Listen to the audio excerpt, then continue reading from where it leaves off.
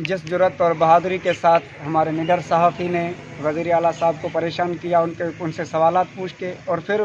जो है उनकी तरफ से, सरकार की तरफ से जो हमारे दोस्त को बहुत तंग किया गया, उसको बहुत केसेस में उलझाया गया,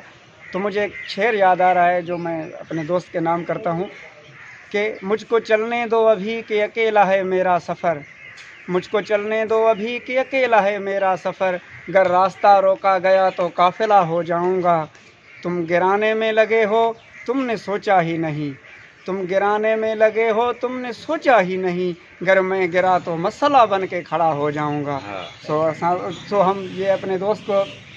जो है बेस्ट विशेस देते हैं, और साथ में हम दुआगो हैं कि अल्लाह पाक इनको कामयाब करे और हक की राह पर चलने की तौफीक दे। हम सब पूरे सिंध, हाँ, और हम सब पूरे सिंध वाले, सब वकला बरादरी, सब समाज कारकुन जितने भी हैं, सब हम सर के साथ हैं और दुआ करते हैं अल्लाह इनको कामयाब करे। बहुत शुक्रिया आपकी मोहब्बत का, आपके हौसला देने का, और इंशाअल्लाह ताला